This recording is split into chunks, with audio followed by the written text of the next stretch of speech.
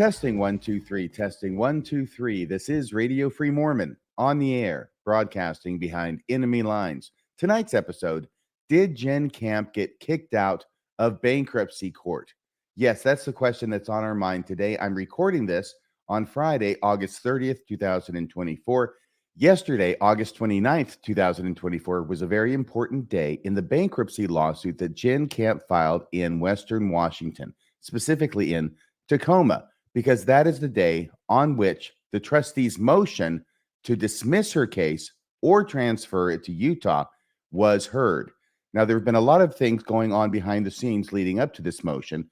I'm going to go over those with you, and then ultimately we'll get to the conclusion of yesterday's motion and what the judge actually ruled on the trustee's motion to dismiss the case or transfer it to Utah. In other words, to get it the hell out of Washington, because the trustee does not believe it belongs in Washington, because the trustee believes that Jenn Kamp is not satisfied the venue requirement of living in Washington, having a domicile in Washington, having a residence in Washington for the majority of the 180 days leading up to her filing for bankruptcy, which she did on July 5th, 2024. Here is the actual motion that the trustee filed. We went over this on the last episode that dealt with Jenn Kamp and her bankruptcy. Trustee's notice and motion to dismiss or transfer the Chapter 13 case. Once again, the hearing date was yesterday, August 29th, 2024. You can see that at the upper right-hand corner of the first page. And the response date was August 22nd, 2024. In other words, any responses to the trustee's motion needed to be filed by that date, 1 week at least in advance of the hearing itself. If you want to get all the details behind the trustee's motion to dismiss, I suggest you go back to my previous episode where I talked about it. For purposes of this broadcast, I'm just going to go to the conclusion of this motion because I think that sums it up pretty well. And actually, on the way to that conclusion, let's just read the headings, the section headings, shall we? Because that gives us a good roadmap. There's the motion. There's the background of the motion. That's the factual situation. There's the argument on the motion. And what he argues is, number one, or A, debtor, that's Jenn Kamp, cannot satisfy the venue requirements of 28 U.S.C. 1408. That's the 180 days, the majority of the 180 days prior to filing for bankruptcy, which he did on July 5th, like I mentioned before. Under that heading, there's another section titled, debtor, Jenn Kamp cannot establish venue in the Western District of Washington based on domicile or residence, because the debtor did not reside in Washington during the statutory look-back period. Once again, that statutory look-back period is the 180 days prior to filing. The next section is titled, debtor, Jenn Kamp was not domiciled in Washington during the statutory look-back period. The next section is, the doctrine of collateral estoppel precludes debtor, Jenn Kamp, from asserting venue based on domicile or residence. And that's where he's arguing about the fact that not only did she allege in her Utah divorce, which she filed in June, that she had lived in Utah for the 90 days immediately preceding the filing of that lawsuit. But in addition to that, the decree of dissolution has already gone through, i.e. the divorce paperwork has been signed by the judge. And part of that order states that based upon her representation, that she had been living in Utah for the 90 days prior to filing for divorce. So that's not just an allegation on her part. That is now a judicial finding, and it is entitled to the doctrine of collateral estoppel, i.e. that issue has already been determined by another judge in another jurisdiction. She cannot relitigate it here or in a different jurisdiction. So the doctrine of collateral estoppel is what is argued here. Going down further to this section, debtor Jenn Kamp initiated both legal actions. This is under the analysis for collateral estoppel. Yes, she did. She filed for divorce and she filed for bankruptcy. Venue is a threshold requirement in both legal actions. Yes, it is. 90 days in Utah before filing for divorce. The majority of 180 days in Washington or bankruptcy court before filing for bankruptcy. The issue of venue was fully resolved in debtor Jenn Kamp's divorce proceedings, like I mentioned. And then going back to analyzing the factors about whether she has venue to file bankruptcy in Washington, Washington is not debtor Jenn Kamp's principal place of business. Jenn Kamp's assets are not located in Washington. These are all different bases by which Jenn Kamp could have venue in the state of Washington, and the trustee is setting them all up and knocking them all over in this motion. Debtor's Chapter 13 case must be dismissed or transferred. Okay, so now we're to the conclusion. Section 1406 of Title 28 and Federal Rule of Bankruptcy 1014 govern improper venue in bankruptcy cases. Under the statute, improper venue must result in either dismissal or, if it be in the interest of justice, transferred to the district in which it could have been brought, i.e., Utah. Federal Rule of Bankruptcy Procedure 1014A2 states if a petition is filed in an improper district, the court may dismiss the case or transfer it to any other district if the court determines that transfer is in the interest of justice or for the convenience of the parties. Finally, then, given that debtors Jenn Kamp's own statements made under penalty of perjury indicate Jenn Kamp's domicile, residence, principal place of business, and principal assets were all located in Utah, trustee believes that transfer to the bankruptcy court in the District of Utah is likely in the best interest of justice and the forum most convenient for all parties of interest to the bankruptcy case dated this 30th day of July 2024 at Tacoma, and then signed there by the trustee or at least an attorney working under the trustee. So that is the motion that was filed. That was the motion that was scheduled for August 29th, and any responsive briefing from any of the parties needed to be filed a week in advance of that or by August 22nd of 2024. Well, a lot of briefing and declarations have been filed in between the trustee filing that motion and August 22nd, the deadline for filing those briefings. And I want to go over some of those with you at this time. The first thing I want to talk about is that Jenn Kamp filed a response to the trustee's motion to have her case dismissed or transferred out of bankruptcy court in Washington. She has retained a bankruptcy attorney in Washington. It is that attorney who filed her bankruptcy on her behalf, and it is that attorney who filed her response to this motion. And here I have that motion, which I'm going to put up on the screen at this point, and we'll review this together.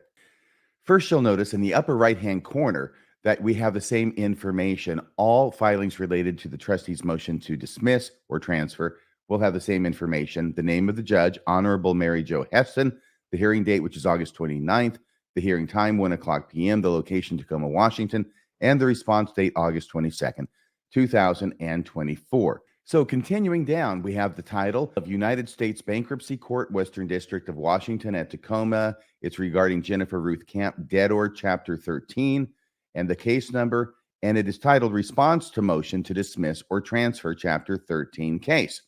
Here we go. Comes now the above-named debtor, Jenn Kamp, by their attorney of record, David C. Smith, and in response to trustee's motion to dismiss or transfer the Chapter 13 case, and provides the below brief and the declaration of Jennifer Ruth Kamp in support of response to the trustee's motion, which is incorporated herein by reference, and responds as follows. Okay, background. The debtor, Jenn Kamp, I'm just going to say Jenn Kamp instead of debtor throughout if I can remember to do that. Jenn Kamp disputes the facts set out by the trustee to the extent that they are speculative and subjective in nature.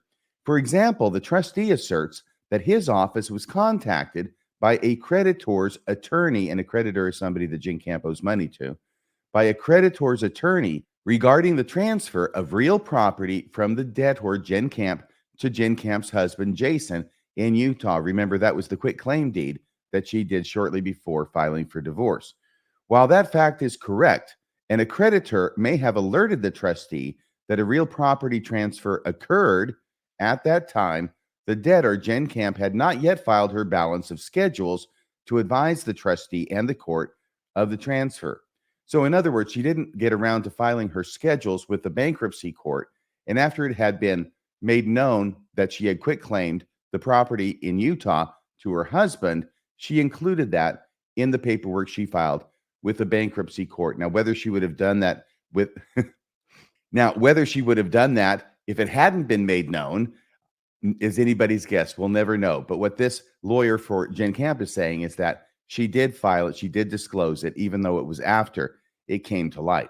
Going on, in addition, the trustee creates concern in their facts section regarding the filing of a divorce proceeding prior to filing for bankruptcy.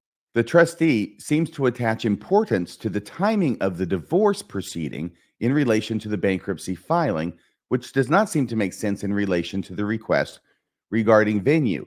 Now, I have to agree with this statement. I mean, it certainly has a lot of importance in relation to what was going on in Jenn's mind and how it was she was using the legal system in order to avoid responsibility for her defamation of John DeLynn. Remember, that is a verity. That is a fact that has already been decided by Judge Faust in the Utah court, that Jenn Kamp committed defamation against John DeLynn.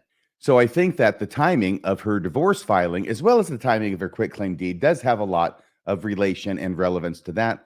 But as to the request regarding venue, as to that specific issue of venue, no, it probably isn't that relevant. And actually, I did not see the trustee making that big a deal about the importance of the timing of the divorce. He mentioned it, but I didn't see him arguing a lot from that. And I thought that was probably a good move on his part. Nevertheless, this attorney is seeing it differently, or at least arguing it differently.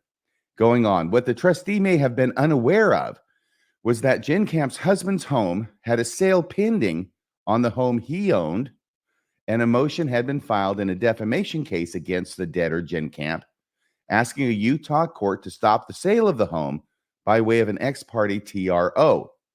The hearing related to that motion was set for July 8th, 2024. Do we all remember this? This is what was going on in Judge Faust's courtroom in Utah back in July.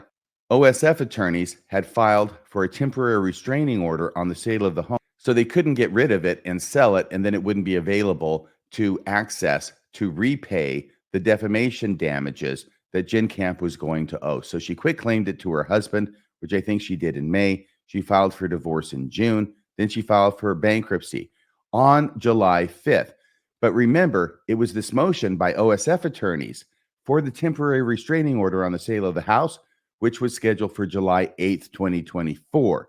Then on July 5th, 2024, over the 4th of July weekend, she filed for bankruptcy. And actually, I think that more specifically, she may have signed the paperwork on July 5th, but it wasn't filed until the Sunday before the Monday hearing of July 8th. That's my recollection. It was right before the July 8th hearing that they got word of her filing for bankruptcy. So that's what happened. And once she filed for bankruptcy, of course, that hearing on July 8th could not go forward. No other case against her gets to go forward because it's all going to be wrapped up in the bankruptcy proceeding, which she filed, much to everyone's surprise, I think, in Washington State instead of in Utah. So going back to the statement in the brief, the hearing relating to that motion was set for July 8th, 2024, the same day that the trustee was contacted by the creditor's attorney. I'm not sure that that's that relevant either. And the bankruptcy filing was merely a way to provide relief to the debtor, Jenn Kamp, in relation to the sale.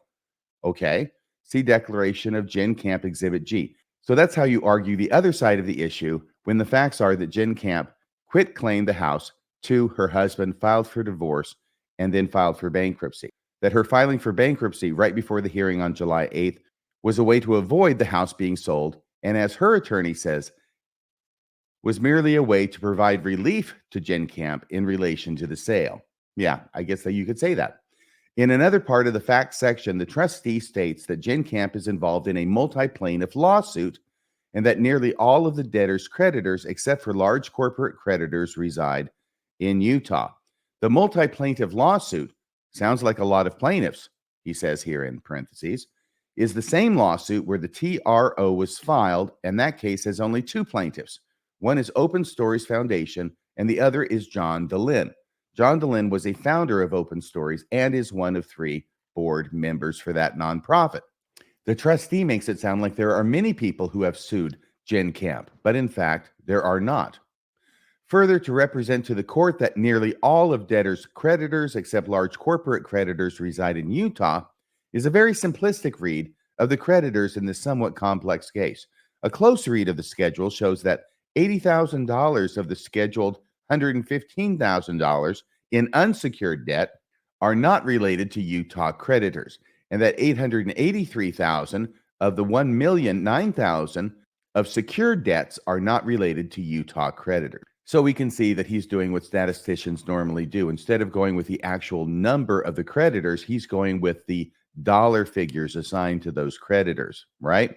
Okay, I can see what he's doing. I think you can too. Also, many of the Utah creditors were listed because there may be a claim, not because a claim had been brought or even threatened. The debtor, Jenn Kamp, marked those claims as contingent, unliquidated, and disputed in her schedules and gave short narratives or a short narrative describing that a claim may exist in relation to those creditors. In addition, the amounts owed are listed as unknown. Well, if Jenn Kamp listed a whole bunch of Utah creditors on her schedules, even though they didn't have any kind of debt that Jenn Kamp owed them, even if they didn't have a claim that they had brought against Jenn Kamp, then it's really not the trustee's fault for counting them up as creditors. And if they live in Utah, counting them as Utah creditors. In addition, the briefing goes on, the amounts owed are listed as unknown. So, as can be seen from the schedules themselves, the majority of the creditors in the case really have no connection to Utah. It's just that out of an abundance of caution, the debtor, Jenn Kamp, properly listed all creditors that may have a claim. All right. In any event, the declaration of Jenn Kamp sets out the facts that are pertinent to the issue of venue and or dismissal because of improper venue and requests the court to either deny the request or, if appropriate, allow an evidentiary hearing regarding the issue of venue.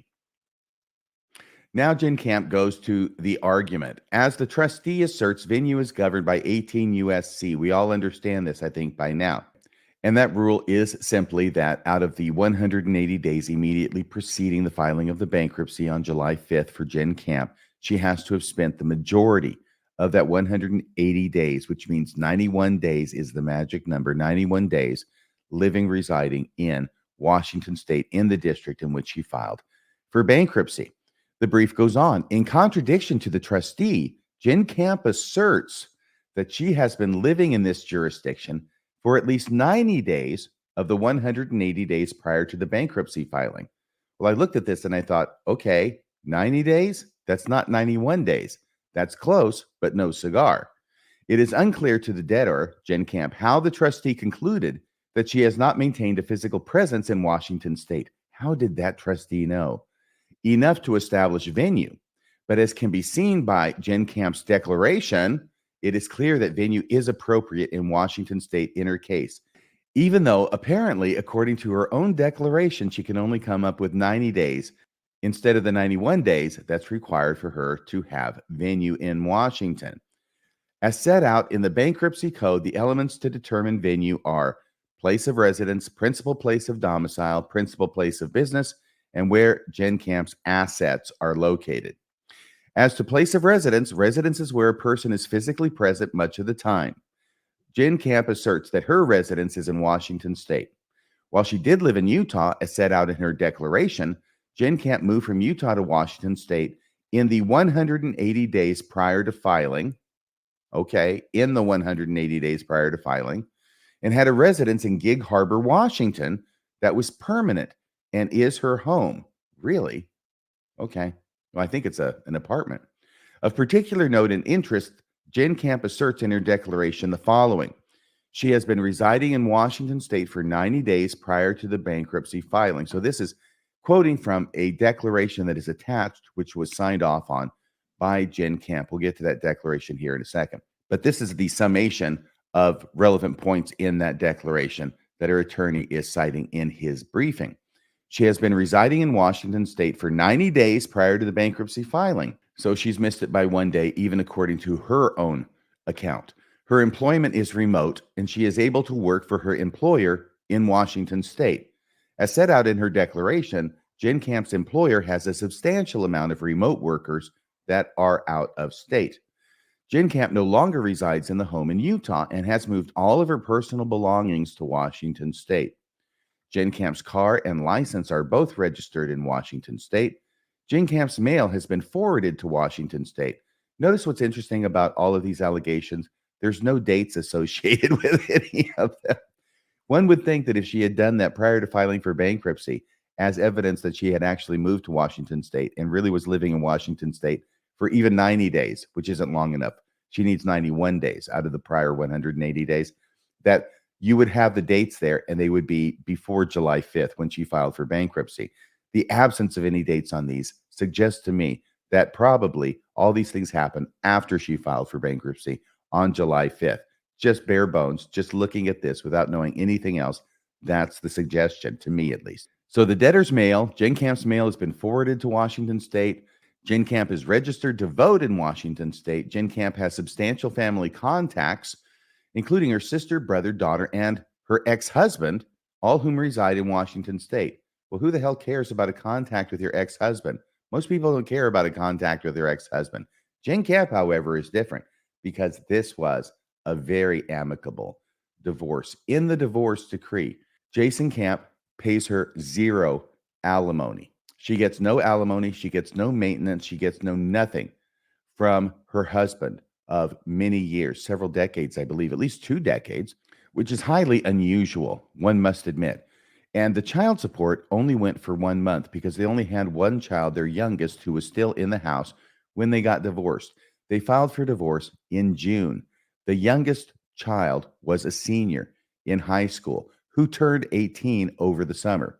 So even though the order was entered requiring child support be paid by Jason to Jenn for this child, I think that lasted about 1 month. And then that obligation was erased because the child got too old for child support. And then instead of splitting the property down the middle, Jen Kamp quit claims before the divorce filing to her husband all of her interest in the family home. It's a very unusual divorce, at least from the normal kind of divorces that I've seen. Jen Kamp's insurance agents, health insurance, and doctors are in Washington state.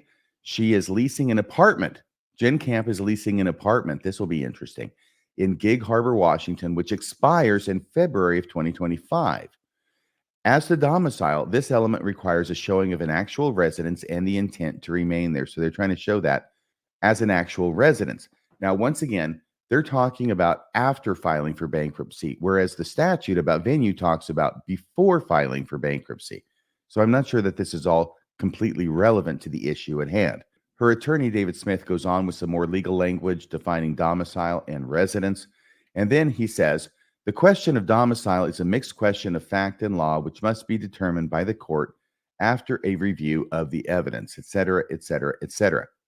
In addition to the above cited substantial facts relating to Jen Kamp moving herself and her family to Washington state, I think that she claims to have moved with a daughter to Washington state, and moving all of her personal property to Washington state, selling her residence in Utah in this bankruptcy. Jen Kamp unequivocally states in her declaration that she has no intention of moving back to Utah in the future. Once again, they're talking about the future instead of the past. Domicile requires a showing of the debtor's intention to permanently reside in the jurisdiction where venue is asserted. The debtor, Jen Kamp, has shown through her declaration that she, in fact, is committed to her move to Washington state and intends to remain permanently in Washington state. One of the arguments the trustee makes is that Utah law required Jen Kamp to reside in Utah for 3 months prior to the divorce proceeding is filed. That is not law in Utah. Now, here, this lawyer, David Smith, is going to argue that his understanding of Utah law is that two parties can just consent to get divorced in Utah. In other words, you don't have to live there for any period of time prior to filing for divorce, even though the statute itself requires 90 days, and even though Jen Kamp herself alleged that she had lived in Utah for the 90 days prior to the divorce. This attorney is going to say, no, Utah law says you don't even have to live in Utah at all, apparently, according to his argument. All you have to do is agree that Utah has jurisdiction. I think that's probably incorrect, and yet that's the argument he's going to make here. Let's see what he has to say. While Jen Kamp's stipulation in her divorce contains language indicating that she resided in Utah for 3 months prior to the divorce filing, that language is not dispositive in Utah. In Utah, parties to a divorce proceeding may consent to jurisdiction, which is what the debtor, Jen Kamp, and her ex-husband did. See how he's making the argument that you don't have to even live in Utah if you just consent to jurisdiction there, and probably not the correct interpretation of the law. Utah Code 3312C allows for consent to jurisdiction and states that jurisdiction is allowed when both parties have consented to personal jurisdiction for divorce or annulment. The trustee asserts that collateral estoppel applies here, and it does, but as it relates to Jen Kamp and her ex-husband consenting to personal jurisdiction in their divorce proceeding, not as to the 3-month jurisdiction portion of the statute. So they're trying to get around this argument, which seems pretty ironclad with the collateral estoppel argument from the trustee, that we have a court ruling that said that she lived in Utah for the 90 days prior to filing for divorce. So that is the collateral estoppel. And he's trying to say, no. They didn't actually live there for 90 days. They just agreed that Utah could have jurisdiction over their divorce because they both consented to it. Yeah, that's not what's on the paperwork, but we'll go on from here. That's the argument that they're trying to make. The substantial evidence provided by the debtor, Jenn Kamp, regarding the 90 days of time spent in Washington state during the 180-day period prior to her bankruptcy filing, and her evidence showing that she intends to reside in Washington state is conclusive and irrefutable. Yeah, that's what lawyers usually say when something is not conclusive and not irrefutable.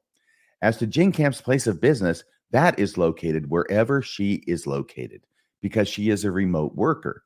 As set forth in Jenn Kamp's declaration, a large portion of the persons who work for her employer work remotely out of state. And it really is no surprise in this day and age that that fact exists. So Jenn Kamp can move to her new home in Washington state and still keep her remote job in Utah. No real surprises on this element. As to the assets of the debtor, Jenn Kamp, the only asset that is left in Utah for the debtor is the home she is trying to sell in her bankruptcy. Well, first she was trying to sell it without the bankruptcy, but then she had to file for bankruptcy. Now she's trying to sell it in the bankruptcy. All personal property is now located in Washington state. The debtor believes that through her declaration, she has shown that she is residing in Washington state for the requisite time period required to allow venue. The trustee's assertion that Jenn Kamp cannot establish that she intended to reside in Washington indefinitely is just not correct. So what Jenn Kamp's attorney is, of course she's proven all these things. Just look at her declaration. She said so. In addition to the reasons set out above, Jenn Kamp requests that the case remain in Washington for other reasons. Equity militates toward keeping this bankruptcy in the Western District of Washington. Jenn Kamp is seeking a fresh start and has been forthright with the trustee and the court with her pleadings. Oh, yeah. Nothing says that you haven't been forthright with the trustee and the court in your pleadings like saying you've been forthright with the trustee and the court in your pleadings. There is no evidence that Jenn Kamp has not disclosed assets or her financial dealings in this case, or that she has been forum shopping by filing her bankruptcy in Washington state. Really? No evidence? No evidence at all? Counselor? Jenn Kamp, like many debtors in her position, is only seeking a fresh start and is attempting to keep aggressive creditors from continuing to litigate against her. Yes, those aggressive creditors. In other words, the people that she has been already determined in the court of law in Utah to have committed defamation against those aggressive creditors. Last, Jenn Kamp's filing is related to aggressive attempts by a creditor to attach to her assets. I'm sorry, I'm saying that in a question mark because there's no to there. I think there needs to be a to in that sentence. Last, Jenn Kamp's filing is related, aggressive attempts, see what I mean, is related to aggressive attempts by a creditor to attach her assets. They move the to. That to should be earlier. Interesting. Okay. To attach to her assets and her bankruptcy filing provides relief and an opportunity to manage the liquidation of her assets in a fair and equitable manner. Jenn Kamp does not wish to see a dismissal or transfer of her case because it would be judicially inefficient to do so, because either way, Jenn Kamp would eventually refile in this jurisdiction in the future because this is where she resides and intends to continue to reside. So basically the argument here is, look, even if she didn't really satisfy the venue requirement to file here in Tacoma, this is where she lives. She's going to continue to live here. If you dismiss this right now or transfer it, all she's going to do is be refiling this in another 90 days or so, or whenever it is that she's actually lived in Washington long enough to file for bankruptcy. So why go ahead and dismiss this? It's not a legal argument. It's an equitable argument. It's like, what sense does this make? I mean, come on. This doesn't make any sense. Just go ahead and allow her to stay in court because she'll be back here in a couple of months if you throw her out. And we'll be going through this exact same process again, except from the beginning. All right. That doesn't make any sense. It doesn't make any sense for you, Judge. It doesn't make any sense for my client. That's the argument in this paragraph. It goes on. Such a result in this case would be both inequitable and judicially inefficient in a circumstance where the entire matter can be fully adjudicated in the Western District of Washington under the current cause number, which means don't dismiss it. If she has to refile in a couple of months, it'll be under a different cause number. So keep the cause number, don't dismiss it, just leave it, and let's go forward from here. For those reasons, the debtor, Jenn Kamp, respectfully requests that the court deny the trustee's motion, signed by David Smith on the 22nd day of August, on that deadline, and then he got it in really fast. It's amazing how many briefs get written, finished, and filed the very day, the very last day on the deadline, as opposed to a day or two before. Okay, so having looked at that motion, that responsive motion by Jenn Kamp's attorney, let's pull up the declaration of Jenn Kamp that was attached to it and go through it because that may have some interesting information in it as well. And here it is. I'll add that declaration to the screen at this point. You can see it has that same information in the upper right. It has the same title because it's the same case. And down here in the right side, it says Declaration of Jennifer Kamp. I, Jennifer Kamp, declare under the penalty of perjury and the laws of the United States of America and state of Washington that the following is true and correct. I am over the age of 18 and competent to testify herein. The information contained herein is based upon my personal knowledge, and the documents attached hereto are true and correct copies of the documents they purport to be. Got left out. I was born in Tacoma, Washington on November 6, 1977.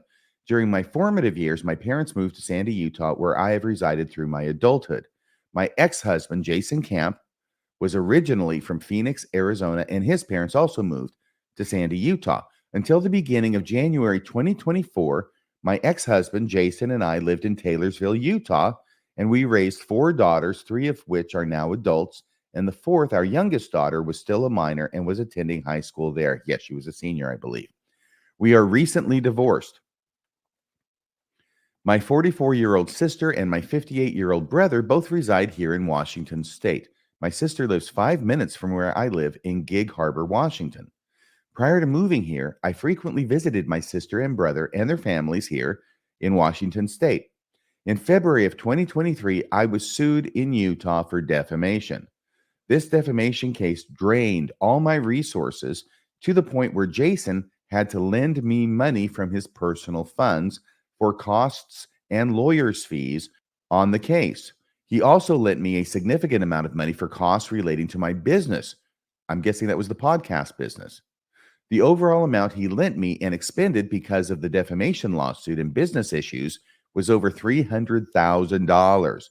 But in our divorce settlement, he agreed to take less, about $174,000. Besides the cost of defending this case being catastrophic, the cost emotionally took a substantial toll on my family, including my relationship with Jason, as well as the emotional well-being of myself and my children.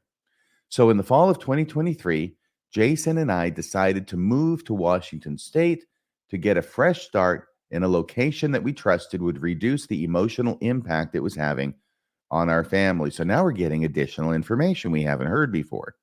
Jason applied for employment as a firefighter in Gig Harbor, Washington at that time. The court should know that we did not make this decision lightly, and the effort to change employment for Jason was substantial. To obtain employment from the Gig Harbor Fire Department required the taking of written and physical tests and going through many interviews with a panel to assess his abilities. This effort took about 3 months and required Jason to fly back and forth between Utah and Washington State. Jason was offered a job at the beginning of January 2024, which was when we flew out to begin our move to Washington State. On January 4th, 2024, Jason and I flew out to Washington State. We resided at my sister's home when in Gig Harbor until we were able to find an apartment to rent. On January 31st, 2024, we signed for an apartment, bought furniture, and moved in. Notice that she's saying, on January 31st, 2024, we signed for an apartment, bought furniture, and moved in, because actually the documents she attaches do not support that statement. I was able to work remotely for my job, utilizing my company authorized laptop. I note that about half of the 216 of their employees are remote workers that are located out of state. It just isn't that unusual for my employer to have non-local workers. Meanwhile, our youngest daughter was finishing high school in Taylorsville, Utah. Yes, she was a senior. While finishing high school, my oldest daughter stayed with my youngest at our former home when I was in Washington State. Okay, somebody there to take care of the youngest. I get it. In Gig Harbor, Jason and I began touring homes to buy, utilizing a local realtor. I flew back to Utah on March 10th, 2024. Before I flew back, Jason and I decided we were getting a divorce. Well, wait a second. That was sudden, wasn't it? Everything seemed to be great. They're getting out of Utah They're going up to Washington. He has now landed a job as a firefighter with Gig Harbor Fire Department. Everything's perfect. Everything's wonderful. But now we're just decided to get a divorce. We consulted with a family law firm in Utah who put the paperwork together for filing in June of 2024 while I was in Utah. We decided to file in Utah because our minor child was finishing her last few months as a senior in high school, and she needed to complete her academic commitments in Utah, which is a sentence that does not make any sense to me. I don't understand. It's a non sequitur. What does their daughter having to finish high school have to do with filing in Utah when they could have filed in Washington if indeed they lived in Washington, as long as she's portraying it here? I don't know. It sounds like more of an excuse, if you know what I mean. Washington is where I reside, but I did spend time in both locations throughout 2024. It is my understanding that in Utah, we can file a divorce and obtain jurisdiction by consent of the parties or by residing in Utah during the 3 months prior to the filing of the divorce. No, that is not your understanding. That's a legal argument that your attorney came up with, your bankruptcy attorney in Washington. And now you're going to say that was your understanding at the time you filed for divorce. Bullocks. That's not even true. It's not even a correct statement of the law. So there you go. Now, this statement makes me suspicious because her attorney, her bankruptcy attorney, came up with this novel interpretation of Utah law, which he put in his brief, right? That all the parties have to do is consent to jurisdiction in Utah. They don't even actually have to live there for 90 days before they file, as is required by statute. And now she's going to interpolate that argument she got from her bankruptcy attorney and take it back in time and say this is what she was thinking when she filed for divorce in Utah in June. Oh, we don't have to have lived here for 90 days. We can just do it by consent of the parties. Of course, the strange thing is that when she actually files the stipulation, she claims that she has lived in Utah for the prior 90 days. So much for that argument. On March 31st, 2024, she goes on, I drove to Washington State with my daughter and stayed at our apartment until April 7th, 2024, when we flew back to Utah. I flew back to Washington State on June 15th, 2024, and flew back to Utah on July 2nd. So based upon my recollection, I calculate that the following are the days that I resided in Washington in the 180 days prior to filing the bankruptcy. From January 7th to March 10th, these are all this year, 2024, I resided in Washington 64 days. From March 31st until April 7th, I resided in Washington State 8 days. And from June 15th, 2024 until July 2nd, I resided in Washington State 18 days. Total time in Washington State, 90 days. So she couldn't quite get to the 91 days. She's trying to throw everything she possibly can against the wall, but she can only come up with 90 days, not the requisite 91 days. And actually, if you look at these calculations she did, she's 3 days short overall. They're not actually 90 days that she was in Washington. It was 87 days. Now, here's how you calculate days when you're a lawyer. And her lawyer, one would expect, would know this. This isn't something that's difficult to understand. It's not something that they save until you've been practicing law for 30 years. This is lawyer stuff 101, the way you count days. Now, from March 31st to April 7th is how many days? It's 7. You don't count March 31st. That's the day that you're doing whatever it is you're doing. That's the day that starts the count of days, right? That makes sense. The 1st of April is the first day. So the 7th of April is 7 days. April 7th is 7 days after March 31st. And yet she counts March 31st in her calculation as well and comes up with 8 days. I've gone back and I've done the calculations on January 7th to March 10th. She did the same thing there. She counted January 7th. You don't get to do that. The first day you start counting is January 8th, and then you count March 10th. So that's not 64 days. It's actually 63. And down here under letter C, from June 15th to July 2nd, once again, she counted June 15th in order to come up with 18 days. It's not 18 days. It's actually 17 days. So really, total time in Washington State is not 90 days. It's 87 days. So it's worse than we thought. After I filed bankruptcy, she goes on, I was in Utah for a few days, and I drove back to Washington State on July 9th. and I have been living here as planned ever since. I have no plans to move from Washington State, and I plan to reside here permanently. Oh joy, oh rapture. The trustee has concerns about the stipulation I filed on my family law case with the Utah court. Yeah, that's where you said that you had lived in Utah for the 90 days prior to filing. Attached is a true and correct copy of that stipulation. See Exhibit D.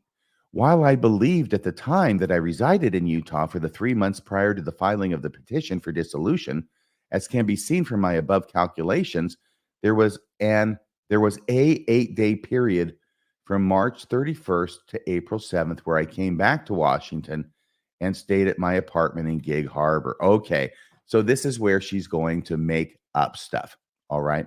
In addition to the other stuff, which we'll see she's making up later on when it's compared to actual documents and evidence, right here, she's making up stuff. Oh, I was in Washington for 8 days from March 31st to April 7th. It's actually 7 days. But I was in Washington for those days, and that's during the 90-day period prior to my filing for divorce in Utah. And I said in my filing in Utah that I lived there for 90 days. I just forgot about these 7 days because I need these 7 days. She calls it 8 days. I need these 8 days to go toward my time in Washington for bankruptcy court, and I need it not to be deducted from my 90 days in Utah to show that I made a false representation on my filing for divorce. I forgot, is her response to that. And she's going to take pains to point it out here in this paragraph. By the way, also in this highlighted section where she says there was a 8-day period, obviously it's not a 8-day period. It's an. Whatever the word originally was here was probably not 8, if you know what I mean. Let me explain. Only a person with atrocious grammar is actually going to write there was a 8-day period. What it suggests is that the word that followed after a did not begin with a vowel like 8, but began with a consonant like 9 or 7, right? And then they changed it to 8-day, and then they forgot to change the a to an. So I'm thinking 8-day was not the original number there. It's either 7 or 9, possibly something else, but almost certainly a number that began with a consonant. So going back to the beginning of this rather long sentence, while I believed at the time that I resided in Utah for the 3 months prior to the filing of the petition for dissolution, as can be seen from my above calculations, there was a 8-day period from March 31st to April 7th where I came back to Washington and stayed at my apartment in Gig Harbor. It was my understanding that Section 34 of the stipulation resolves any jurisdictional issues because in Utah, parties to a divorce proceeding can consent to jurisdiction, which I believe negates the 3-month rule in the jurisdictional statute. Wrong. And that was not in your mind when you filed for divorce. Clever though you may be, I don't think you were that clever. This comes from your bankruptcy attorney substantially after the fact. The consent provision states that jurisdiction is allowed when both parties have consented to personal jurisdiction for divorce or annulment. Both Jason and I consented to the Utah jurisdiction as can be seen in Section 34 of Exhibit D. And we will go to the relevant sections of those exhibits when I'm done going through this declaration by Jenn Kamp. I am now currently leasing an apartment with my 18-year-old daughter at the address which is listed in my bankruptcy petition. That's the one in Gig Harbor. I am obligated to the lease until February of 2025. Also, all of the contents of our former home in Utah are now in Washington State at a storage facility in Gig Harbor. Our home in Utah is empty, except for a couple of beds and a couple of kitchen stools, and has a sale pending, which we are coordinating to sell with the Chapter 13 trustee. That's good that the coordination of the sale is going through the Chapter 13 trustee to make sure that any money that's made off the sale will be put in trust and distributed appropriately. I changed my driver's license and vehicle tabs to Washington, she goes on. I am now registered to vote in Washington State. My car insurance is in Gig Harbor at Sound Business Insurance through Safeco. My health insurance is here, and my doctors are in the Gig Harbor area. I have been seeing my doctors in Gig Harbor for at least 6 months. I have all my mail forwarded here. Another issue that the trustee brought up, the motion related to the location of the creditors in this case. I note that almost all of my creditors are not located in Utah. While some of the creditors are in Utah, a close read of my schedules, which sounds very much like the language her attorney used, A close read of my schedule shows that 80,000 of the scheduled 115,000 in unsecured debts are not related to Utah creditors, and that 883,000 of $1.9 million of secured debts are not related to Utah creditors. Also, many of the Utah creditors were listed because there may be a claim, not because a claim had been brought or even threatened. So just listed because there may be a claim. I marked those claims as contingent, unliquidated, and disputed in my schedules and gave short narratives describing that a claim may exist in relation to those creditors. So a majority of the creditors in my case really have no connection to Utah. The trustee also raised an issue regarding the timing of the filing of my bankruptcy being so close to the filing of my divorce. These two events are unrelated to each other. Oh yeah. The reason why I filed bankruptcy on an emergency basis is because a motion had been filed in a defamation case against me, asking the Utah court to stop the sale of my husband's home by way of an ex parte TRO. The hearing relating to that motion was set for July 8th, 2024, the same day that the trustee was contacted by the creditor's attorney. So, Jen, here's my question here. If you've already quitclaimed all of your interest in your home over to your husband, you have no more interest in that house. It's not yours anymore. So why is it then that when you filed separately, not jointly with Jason, but separately for bankruptcy, you did it because you were concerned that the court was going to grant the motion of OSF lawyers on July 8th to stop the sale of the house? Why did you care about the sale of the house being stopped when you would not be receiving any money from the sale of the house? You'd already quitclaimed all your interest in the house over to Jason. Why was this something that you wanted to avoid by filing for bankruptcy?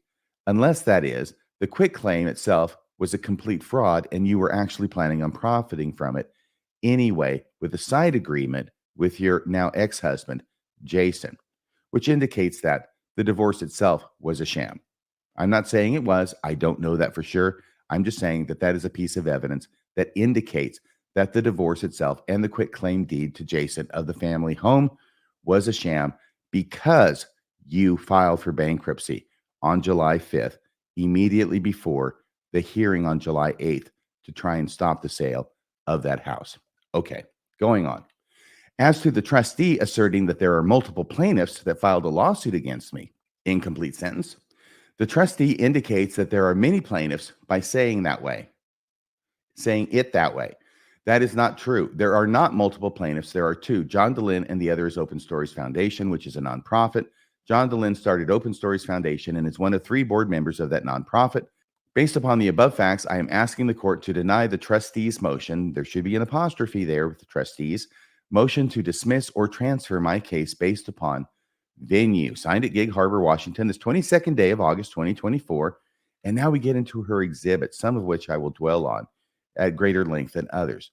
Here's Exhibit A. This has to do with her booking a flight up to Seattle from Salt Lake City.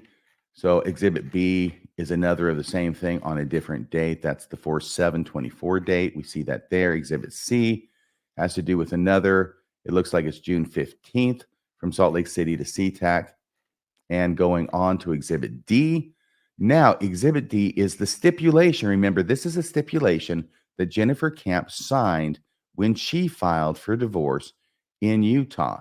The stipulation itself states in the very first paragraph, number 1, residency, petitioner, hereinafter, Jennifer, in case there was any confusion about who the petitioner is, petitioner, hereinafter, Jennifer, has been a resident of Salt Lake County for at least 3 months prior to the filing of this action. Okay, there it is in black and white, and she even included it as an exhibit in her own declaration. So we understand that all that talk about her relying on the consent of the parties instead of actually having lived in Salt Lake County for 90 days prior to filing for divorce there is bunk. She said it right here, and she signed this document and filed it with the court. By the way, here's the child custody part of their stipulation. GMK, that's going to be their youngest child, the one who was a senior in high school. This was filed in June, so obviously just about to graduate. Her month, the year of birth, August 2006. That's significant because this month, August of 2024, that I'm recording this, she's already turned 18, which means there's no more child support required under the law. So that's about the shortest duration of a child support order that I've ever seen. Then it goes on into the parenting plan and such things as this. Oh, yes, child support. Here it is. Jason's gross monthly income is $10,524. Jennifer's gross monthly income is $5,000. Father's child support obligation should be $931 per month. That's after they've run it through the statutory guidelines. The child support obligation of father should be effective July 1st, 2024, and continue in accordance until a child becomes 18 years of age, which she did in August this month, or graduates from high school during the child's normal and expected year of graduation, whichever occurs later. So she graduated from high school in June. She just turned 18 this month. So that lasted for July and August, basically. That was 2 months of child support, and then it's done with. Jason owes no more child support. Here's the section that I told you about alimony. Jennifer and Jason are each capable of supporting himself and herself, and therefore neither should be awarded alimony. Jennifer gave up alimony in this case, even though her husband of what, 2 decades? Yep, they were married in 1996, so almost 3 decades. They have been married. Jennifer Kamp makes $5,000 gross a month.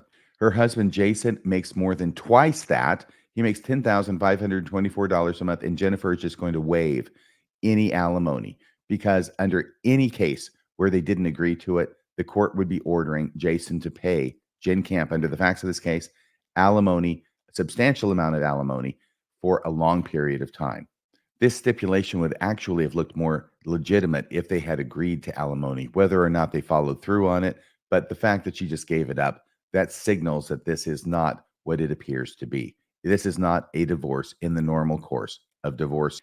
So once again, both Jennifer and Jason waive and relinquish the right to receive alimony from the other, both now and in the future. Of course, Jason would have no right to receive alimony from her. She would be in a position to receive alimony from Jason. And then we have the line, both Jennifer and Jason waive and relinquish the right to receive alimony from the other, both now and in the future. So Jason really had no basis, no right to receive alimony from Jennifer under the facts of this case.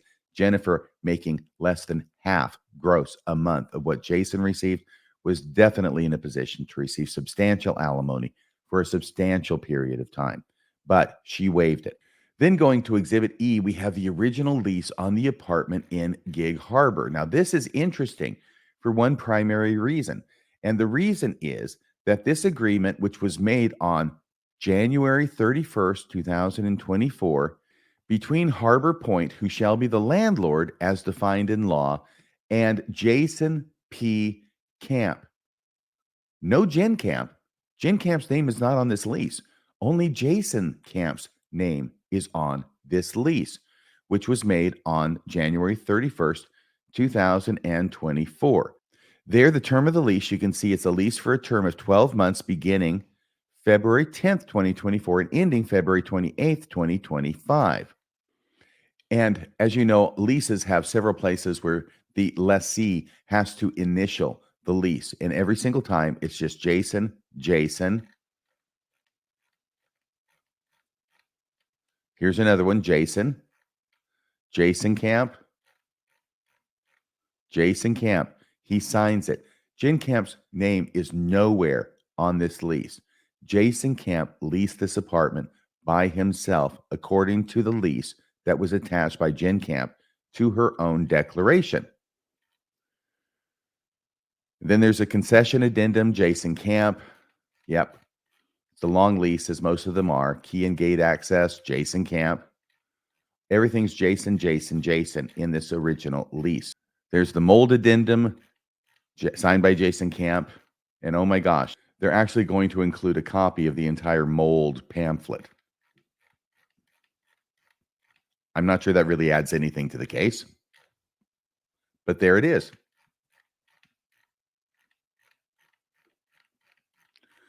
That's a long mold pamphlet. A lot of things to learn about mold and notes. Okay, so finally, still Jason Kamp, sign and accept, Jason Kamp, and then the lessor. Now, this is interesting. We don't get a separate exhibit number, but we do have the roommate addendum. Finally, Jennifer Kamp's name shows up on some of the paperwork. And notice the date, July 2nd, 2024. For the first time, Jennifer Kamp's name shows up on the lease paperwork, this time along with her husband, Jason Kamp. Address: Jennifer Kamp, added resident or incoming resident. That's how she is denominated. Named as an authorized occupant, hereby accepts all legal obligations pursuant to the agreement and this addendum effective July 1st, 2024. And Jason Kamp is named as a deleted resident or departing resident. So it appears that Jennifer Kamp is taking over the lease from Jason Kamp, and that happened in the first part of July 2024. And if you'll notice, interestingly enough, it happened on July 1st, 2024, which was 4 days before Jennifer Kamp filed for bankruptcy on July 5th, 2024. So I don't know if this was going to happen anyway, that they would switch out the lease, or if this was done in order to get her name on a lease in Washington prior to filing for bankruptcy, even though it was only a few days and not 90 days in advance of filing for bankruptcy. And down here it says, in witness whereof the parties have executed this agreement, the day and year written below, and resident Jason Kamp, he's the one who's going out, July 1st, 2024, at least his name's going off. I don't know if he's physically going out. The resident, Jennifer Kamp, signature, dated July 1st, 2024, and the landlord there signs at the bottom. Now, the next page is a roommate addition/release. And so these documents were signed electronically, but the fact that it's a roommate addition and release, it's unclear. Is Jennifer Kamp moving in with him? Has she been there all along and now her name's just being added to the lease? It's all confusing. But what we do know is that in this apartment that Jennifer Kamp is claiming to have stayed in since January of 2024, only her husband's name is on the lease from January, and her name doesn't get added to the lease until July. That's one thing I think that we know for sure. Here's Exhibit F.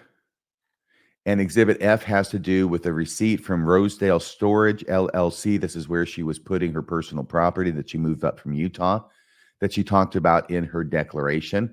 And lo and behold, look at the date on this. It's August 20th, 2024. That's just 10 days ago.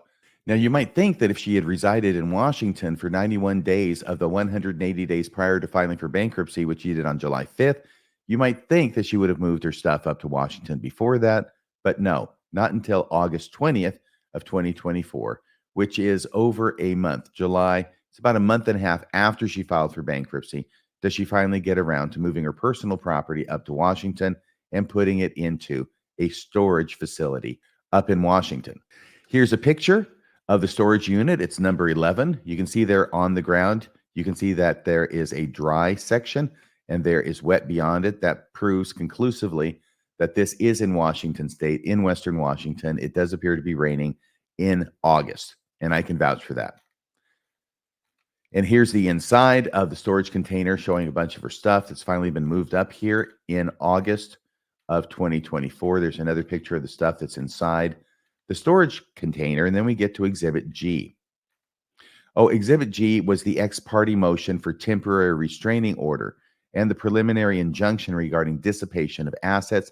This is what was filed in Utah court to prevent the sale of the house that Jenn Kamp averted by filing for bankruptcy in Washington State the day before, or 3 days before, over the weekend before this happened. And we've gone over this before, and we don't need to go over it again, but it's something that she wanted to include to her declaration so the judge could see what it was she was trying to avoid by filing for bankruptcy in Washington State. So that's the end of the exhibits to her declaration. All totaled, it is 96 pages, exhibits and declaration included. Well, the Open Stories Foundation hired a bankruptcy attorney up in Tacoma to represent their interests in that court.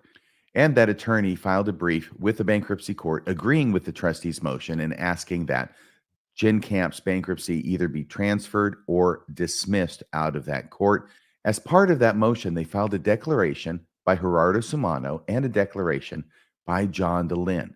And I want to go over those declarations briefly. I don't want to bore you with too much redundancy of what's in the briefing itself, but these declarations are interesting, and they mainly go to the fact that Jenn Kamp really was in Utah an awful lot for a person who's claiming to be residing in Washington.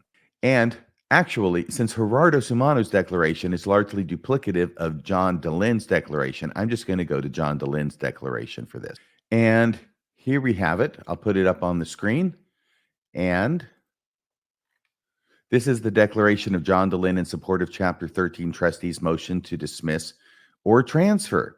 Once again, I am over 21 years of age and am in all respects competent to make this declaration. This is just boilerplate that's put in every declaration. These facts are based on my personal knowledge and on the records I reviewed as indicated below. I am the executive director of Open Stories Foundation. OSF and I filed a civil lawsuit against Jennifer Ruth Kamp for defamation in 3rd District Court in Salt Lake City on February 7th, 2023. Ms. Kamp is a former employee of OSF who, when terminated, spread verifiably false rumors about myself and OSF to OSF's donors and listeners. The lawsuit was filed after Ms. Kamp refused to retract her defamatory statements. I regularly participated in and attended court hearings in the Utah litigation. I attended a hearing in Judge Faust's courtroom at the Scott M. Matheson Courthouse in Salt Lake City on or around April 23rd. At the hearing, Ms. Kamp was there in person, representing herself. In other words, she wasn't in Washington. I also observed virtual hearings on or around May 23rd, June 5th, and July 28th, 2024. My understanding and perception is that Ms. Kamp appeared at those hearings from her home in Taylorsville, Utah. I recognize the location as her home in Utah because she attended work meetings from that location when working for the OSF, has previously appeared on podcasts from that location, and identified it as her home studio. And also because she represented to the court during the July 8th hearing that she was in Utah. In April 2024, an attorney's fees judgment was awarded to OSF for Ms. Kamp's repeated violation of the court's orders. 3 weeks later, the Utah court entered an order striking Ms. Kamp's answer and granting OSF and myself a judgment against Ms. Kamp, again because of Ms. Kamp's repeated violations of the court's orders and her spoliation of evidence.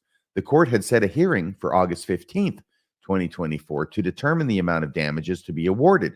That action was stayed because of the bankruptcy filing. In late May or early June, we became aware that Ms. Kamp had quitclaimed her interest in her Utah home to her husband, Jason Kamp, and that he had listed the home for sale for $1.3 million.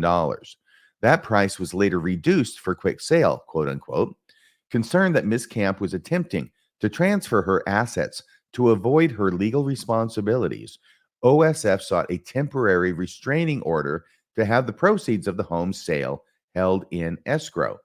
3 days before the TRO hearing, Ms. Kamp filed the pending Chapter 13 proceeding in Tacoma, Washington. Technically, I think she signed it 3 days before on the Friday before, which was a business day, and it wasn't filed until the day before, electronically, in bankruptcy court.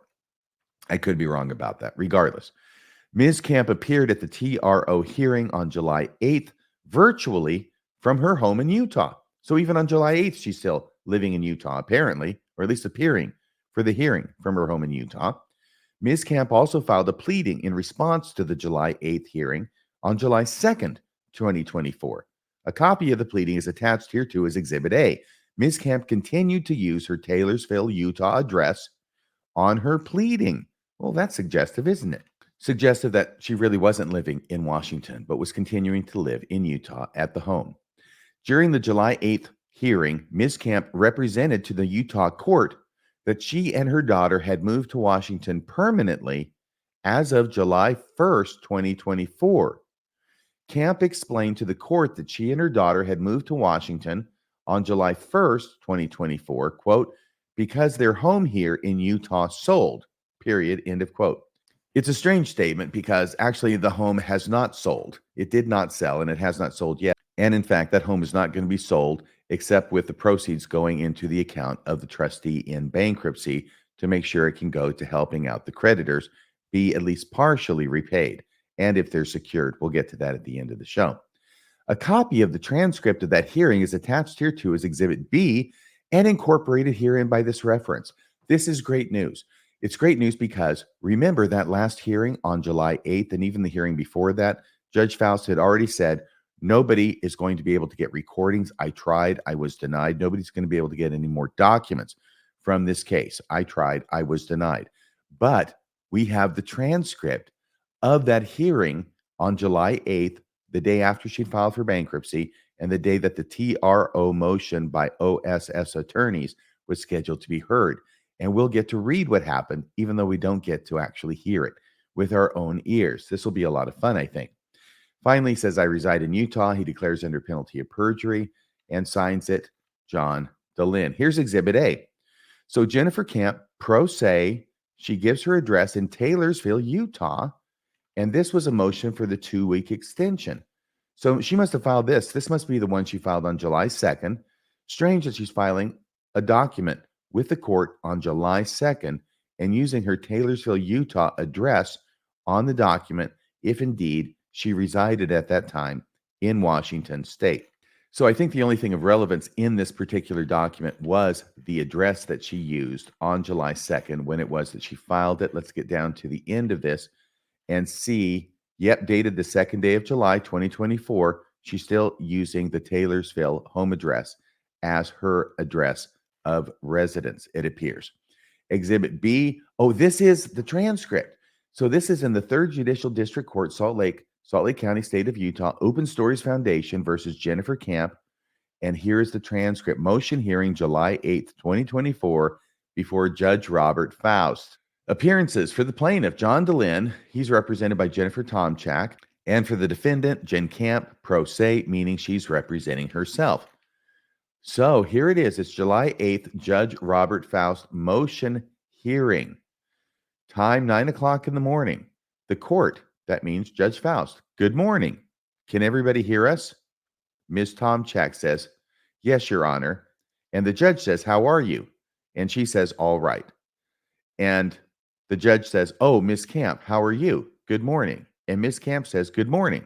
Now the judge says, okay, now counsel, let's formally, by which I think should be formally, go ahead and go on the record in case number so-and-so. Now, I'm sorry, I misspoke. I have something else I was reading from that I need to talk to you about. And let's see. I'm sorry, we are here on case number so-and-so. That's the case number for the defamation suit, OSF versus Kamp. This has been another request for a temporary restraining order that has been submitted. There. Now, before we go to that, the judge continues and address that. Ms. Tomchak, are you aware or have you been notified that there has been a bankruptcy filing by Mr. Jennifer Kamp, that should be Ms. Jennifer Kamp, in the Western District of Washington at Seattle? And then I have the case number filed by David Smith in Tacoma, Washington. We have that on file, the judge continues. It was done supposedly yesterday. Yeah, it was filed the day before, July 8th. It was done supposedly yesterday. And I was also told by my clerks that Ms. Kamp has notified the courts that she has a different address now in, where is it? Washington? In Washington, he goes on, and that she is moving to or has moved to the state of Washington. I am not sure.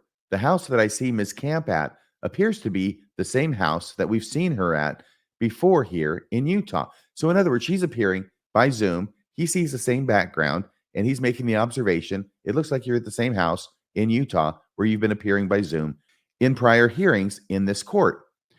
He asks a question. So, Ms. Kamp, do you want to tell us what's going on?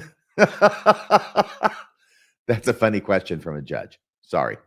So, Ms. Kamp, do you want to tell us what's going on? And now Ms. Kamp, Jen Kamp says, yes, Your Honor, I would like to respectfully inform the court that I have filed for bankruptcy, which has resulted in an automatic federal stay order on this case. A copy of the order was sent to you by my lawyer yesterday. Given this, I request that the court suspend for the proceedings in accordance with that law. Thank you. Now the judge looks at her and says, Ms. Kamp, would you just answer my question, please? Do you want to tell us what's going on? Have you moved? Are you still here in Utah? What's happening? And Jen Kamp says, we've had 2 homes since February of this year, Your Honor. As we worked out our own situation, and with the divorce decree, I took over the lease at our apartment in Washington state. And Jason has full claimed the ownership of this house here in Utah. Well, what she means is she quit claimed it to him, so he has full interest in the home there in Utah. So I'm here for my niece's bridal shower that's on Wednesday, but I have lived in both states the last 7 months. The judge says, okay, well, and she says, yes. And the judge says, Ms. Kamp, are you moving to Washington or will you still be residing here in Utah? Jenn says, permanently. I have moved there as of July 1st. That's the quote that was referenced in John DeLynne's declaration. She told the judge on July 8th in Utah, I have moved there permanently. Permanently, I have moved there as of July 1st, but I have lived there prior off and on. The judge says, okay, when you say you live there, what do you mean? Are you going to be getting your job up there? Are you going to be? And Jenn Kamp says, I've already been working there. I work remotely, and I've worked from Washington and from Utah. The judge says, okay, and how much time have you spent up there in the last? You say you went up July 1st. You started living there. Were you up there on July 1st and came back? Or are you just doing the documents between you and your husband to say you're going to designate that as your home and he keeps this house? Jenn Kamp says, no, I moved up there prior to that. The judge says, okay. Jenn Kamp says, we put the apartment into my name on July 1st because that's where my daughter and I will be living because our home here in Utah sold. The judge says, do you own it or are you just leasing an apartment there? Jenn Kamp says leasing. The judge says, okay, so you don't actually own any real estate in Washington. And Jenn Kamp says, right, we had a lease there since February. She says, we had a lease there since February. I'm not sure that's exactly accurate. And I've lived there. Out of those 7 months, probably three or four. The judge says, all right, thank you. And the judge turns to Ms. Tomchak, OSF's lawyer, and says, Ms. Tomchak, were you aware of the notice of bankruptcy filed or stay that's been entered? Ms. Tomchak says, I was recently made aware of it, Your Honor, yes. And the judge says, you were? I didn't know if she had notified you or not. And Ms. Tomchak says, we got an email late last night. And the judge says, okay, well, and Ms. Tomchak says, the court was on the same email. So I'm sorry that I didn't separately notify you, but I assumed you got the same email I did. My apologies. Which is a nice way for the lawyer to say to the judge, why are you asking me if I got the notice when I was on the same email notification that you were, Your Honor? The judge says, I was notified of the bankruptcy when we got here. Okay. Counsel, is there anything you want to say or to do on the record? And Ms. Tomchak says, I don't think I can with the automatic. And that's where this stops. This transcript is not going to be much longer because what she's going to say is, I don't think I can with the automatic stay in place. And then the judge is going to cancel the hearing and cancel any further hearings on the matter until such time as the bankruptcy court resolves everything. So that's where the entire defamation suit, even though they had already won the defamation case, they had not got damages based upon it. And that's where it stayed at that time and is currently because of the bankruptcy case going on in Washington. For those of you who don't know, when you file for bankruptcy, you get an immediate stay of any other proceedings that are going against you. It's to give the debtor relief from their creditors. That's part of the idea of bankruptcy. So it puts a stay on any other legal proceedings that are going on against you, including a defamation case like OSF and John DeLynne had against Jenn Kamp. And even though the court had already made the finding that she had committed defamation, it doesn't make any difference. It is stayed, and ultimately, I think it's never going to be resurrected. We'll get to that here in a second, too. So that is the end of John DeLynne's declaration. But surprisingly, the trustee who filed the motion to dismiss Jenn Kamp's case in the first place seemed somewhat incensed by the response of her attorney and the declaration that Jenn Kamp had filed in support of their response to the trustee's motion. And the trustee filed a reply brief. And this reply brief is really hot, by which I mean I can tell that the trustee was really hot when he wrote this. He uses extraordinary language that we don't typically see in filings by attorneys and certainly in filings by bankruptcy trustees. So let me find that and put that up on the screen. And so everybody knows this is going to be the last filing that I'll be reading. Once we get to this, I will go over what happened yesterday at the actual hearing, and we'll conclude this podcast. So here I'll put it up on the screen. This is the reply by the trustee. Same information in the upper right-hand corner. It is the reply in support of trustee's motion to transfer or dismiss. Introduction. Bankruptcy serves two fundamental purposes: to give the honest but unfortunate debtor an opportunity for a fresh start, and to provide a collective remedy that serves the interest of all creditors. Forum shopping, that means picking and choosing which judge you're going to go in front of. Forum shopping in an attempt to impede, delay, or obtain a tactical advantage in litigation pending in a non-bankruptcy forum frustrates both purposes. And here he has a footnote 1. If we look down to footnote 1 on that page, he says, not only is such conduct improper in the Ninth Circuit, it constitutes bad faith. So here he is basically tacitly alleging that Jenn Kamp is not only acting in an improper way, but in a way that constitutes bad faith. He goes on, here the evidence suggests that Jenn Kamp was attempting to improperly secure advantages by availing herself of two jurisdictions simultaneously, Washington and Utah, while attempting to delay litigation pending in a non-bankruptcy forum. Argument. The law for venue in bankruptcy is clear. Whether venue is proper is determined by reference to the facts existing within the 180-day period prior to the filing of the bankruptcy petition. That's the only thing that's relevant for purposes of venue, the 180 days before July 5th, 2024, when Jenn Kamp filed for bankruptcy, not any period of time after that. It's only the 180 days before. The plain language of the statute provides that the inquiry is backward looking. Therefore, Jenn Kamp's post-petition actions, all these other things she did in Washington in August and July, are outside the scope of the venue inquiry and are thus irrelevant to the determination. Accordingly, it is of no accord that Jenn Kamp is currently located in Washington, nor is it of any consequence whether she intends to stay.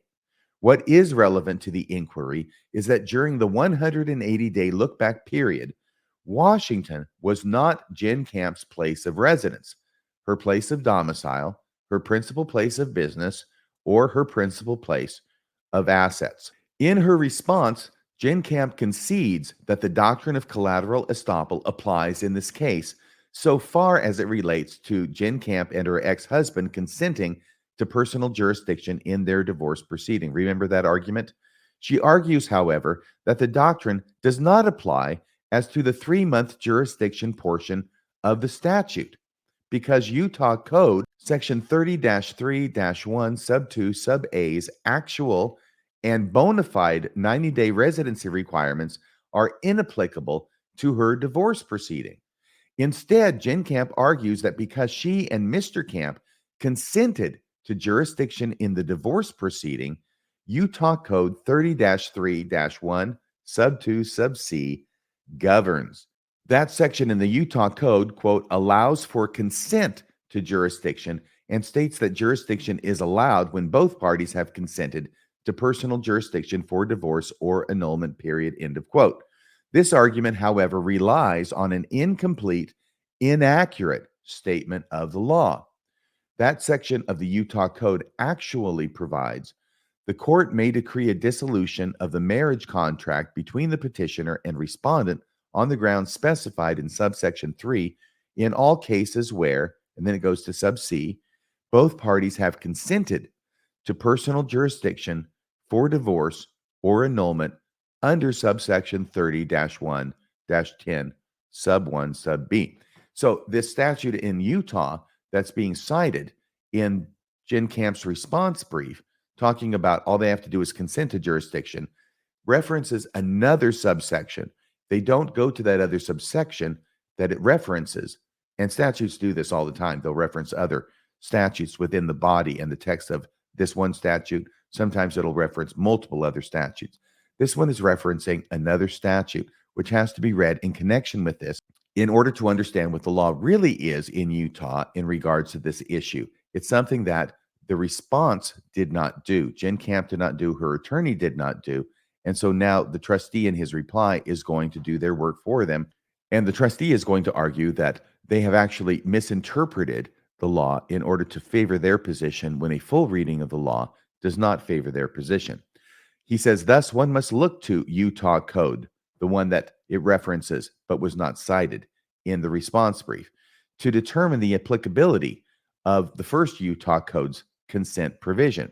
And the second section provides a county clerk may not issue a marriage license unless the county clerk receives, so this is talking about a marriage license, not about divorce, unless the county clerk receives an affidavit from each party applying for the marriage license, stating that there is no lawful reason preventing the marriage.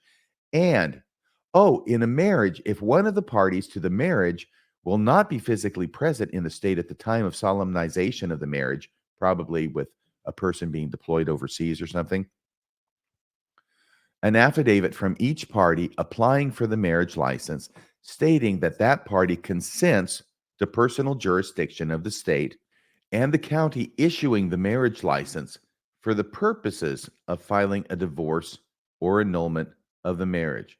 Okay, I've got to tell you, this is confusing. And I'm a lawyer, but this is confusing to me. I don't understand exactly what it's saying, that a county clerk may not issue a marriage license unless the county clerk receives B, if one of the parties to the marriage will not be physically present in the state at the time of solemnization of the marriage, an affidavit from each party applying for the marriage license stating that that party consents to personal jurisdiction of the state and the county issuing the marriage license.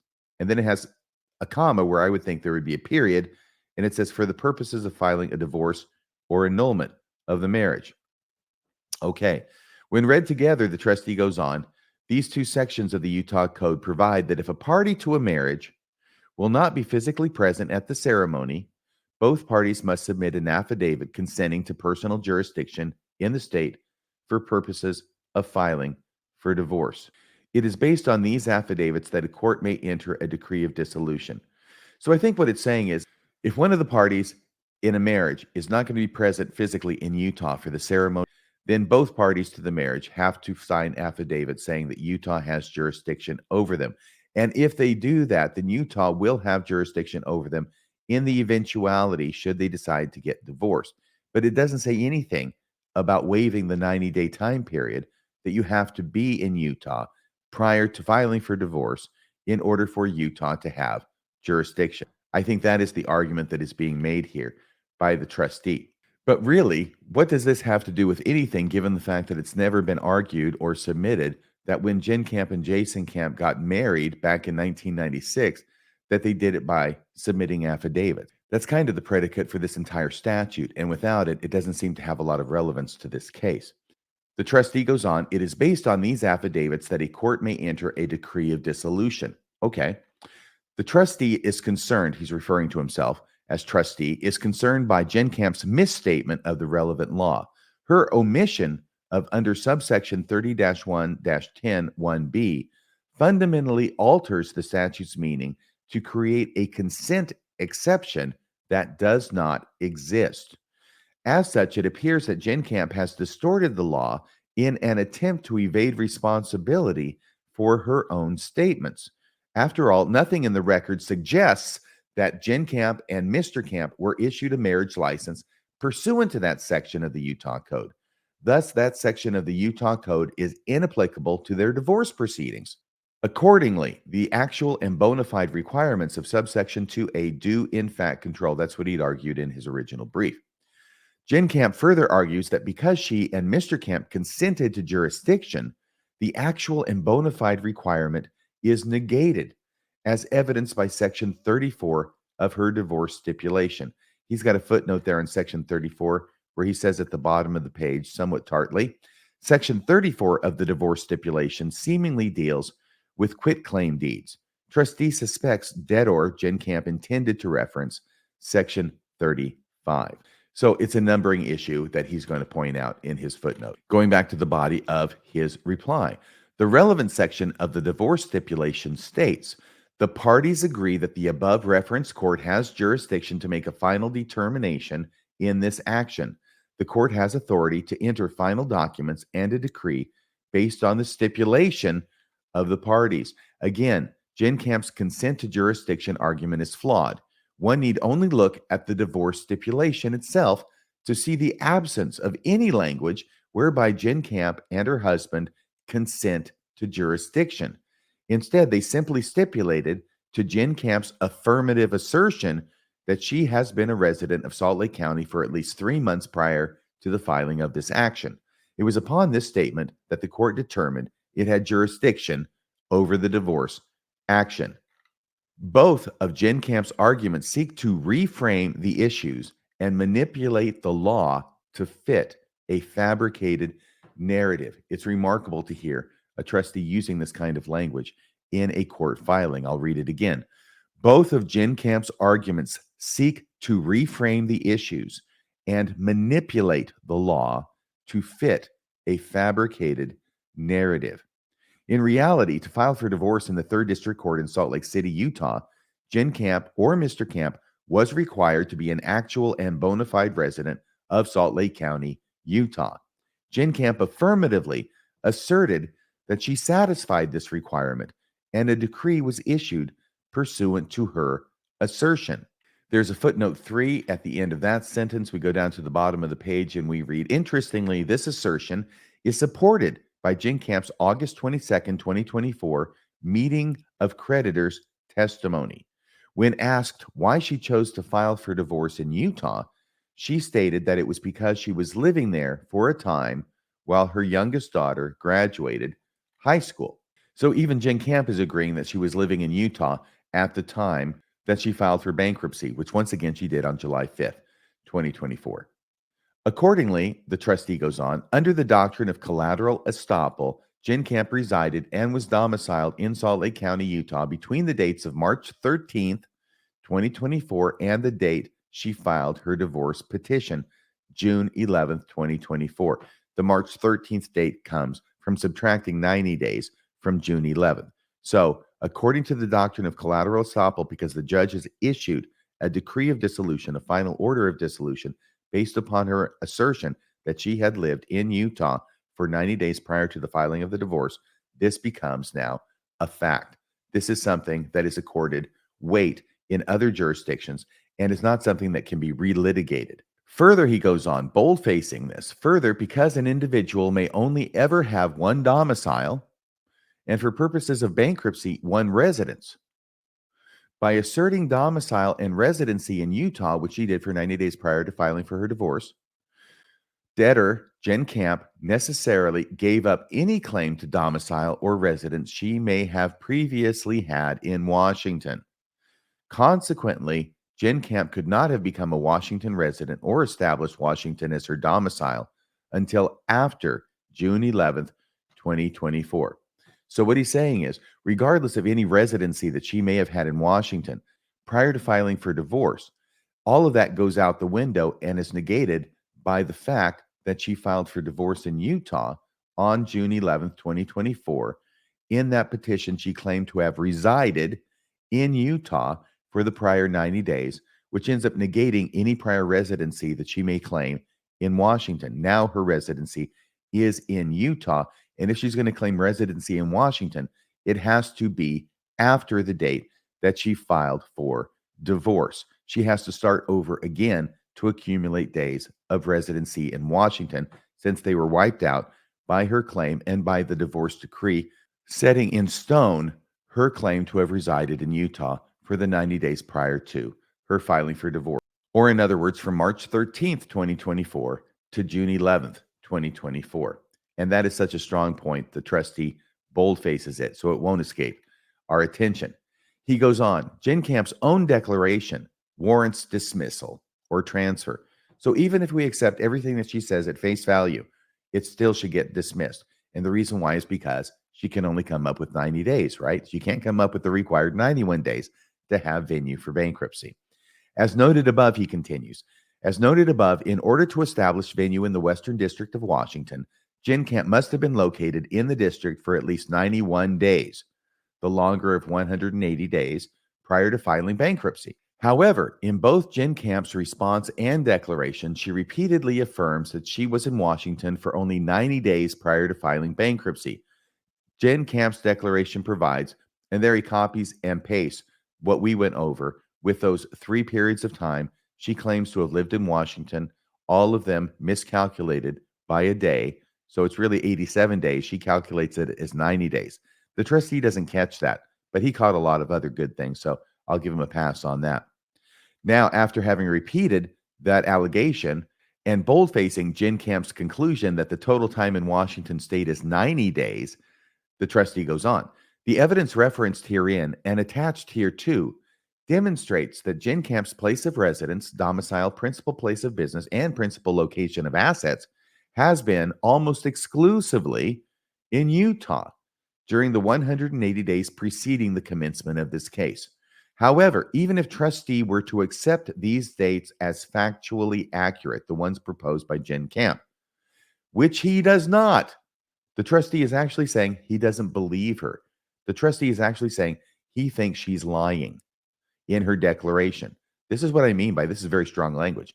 He says, however, even if trustee, referring to himself again, even if trustee were to accept these dates as factually accurate, which he does not, Jenn Kamp's asserted 90 days in Washington are insufficient to meet the longer portion of such 180-day period statutory requirement.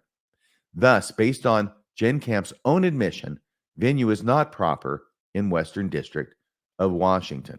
We just have a few more pages left of this reply.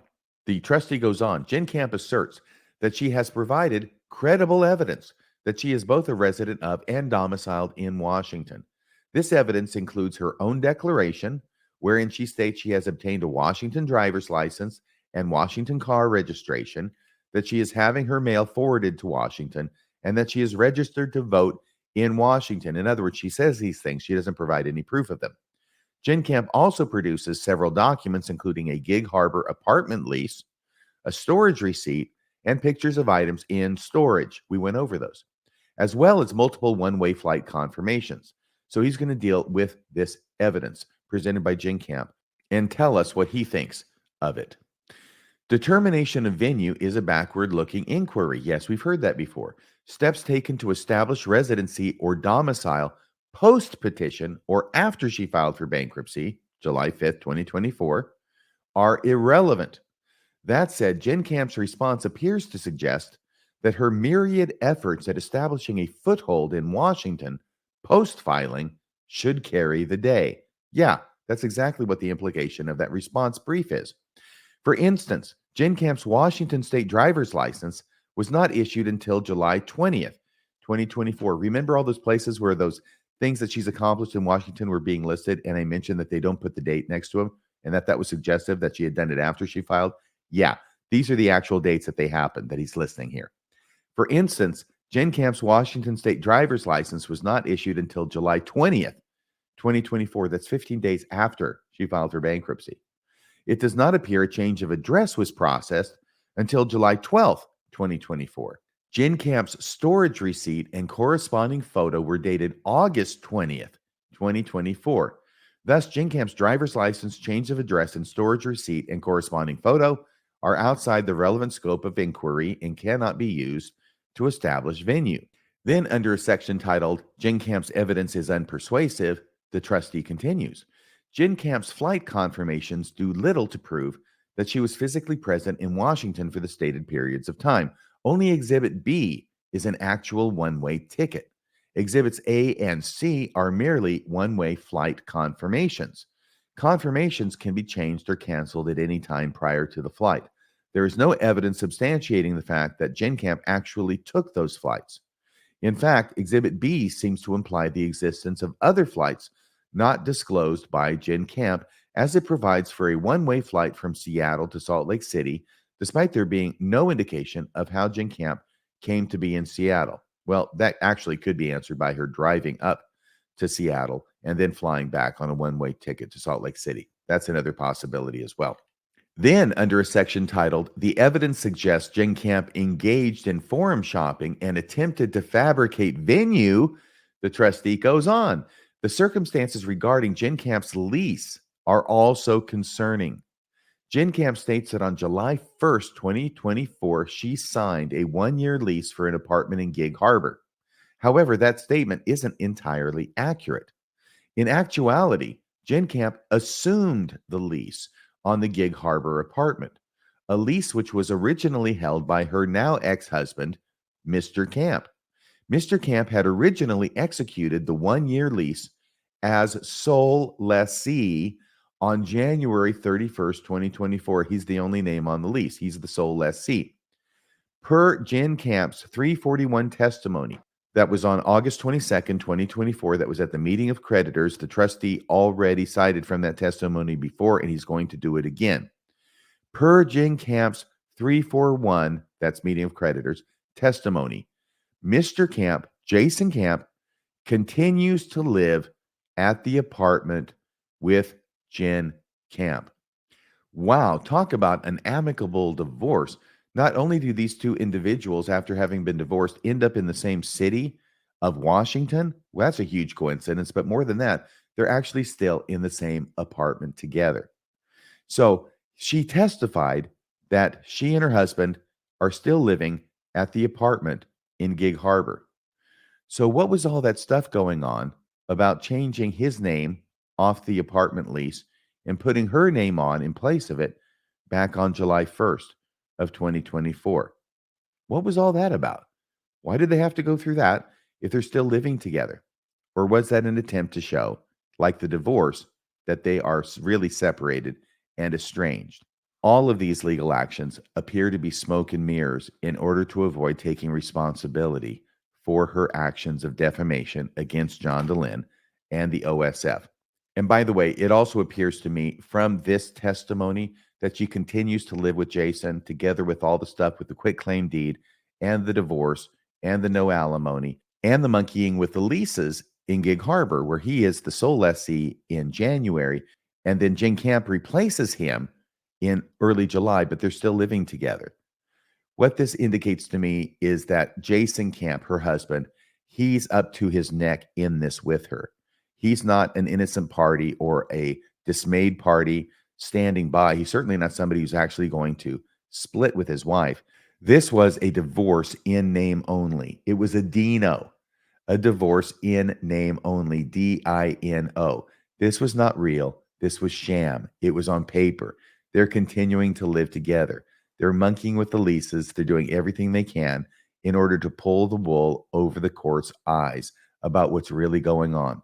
And unfortunately, it looks like Jason Kamp, her husband, is completely in on this with her. Once again, he's not dismayed. He's not an innocent bystander. He is actively helping Jenn perpetuate what appears to be a fraud upon the courts. Going on with the trustee, it is unclear why the lease was transferred from Mr. Kamp to Jenn Kamp only days before Jenn Kamp filed for bankruptcy. Yeah, it is unclear, isn't it? Looks weird. Might even look suspicious. However, when viewed with the rest of the circumstances, including Jenn Kamp's post-petition conduct, it appears Jenn Kamp was attempting to create the impression that venue lay in Washington despite all contrary evidence. And it appears that her husband was helping her in that venture. I added that part. Additionally, Jenn Kamp's bank statements, because the trustee got a subpoena to get her bank statements to see if her bank statements would corroborate Jenn Kamp's allegations that she had been up in Washington all this time prior to filing for bankruptcy.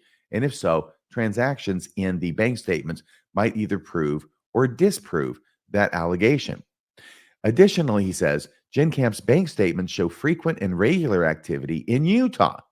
However, neither of the two bank accounts disclosed by Jenn Kamp indicate any transactional activity in Washington until after Jenn Kamp filed for bankruptcy. So there's no transactions on either of the two bank accounts that she provided before she files for bankruptcy in Washington. They're all in Utah. The first time a transaction related to Washington hits the bank account, it's after July 5th of 2024. It's after Jenn Kamp filed for bankruptcy. Specifically on the joint account Jenn Kamp shares with Mr. Kamp, the first Washington transaction occurred on July 14th, 2024.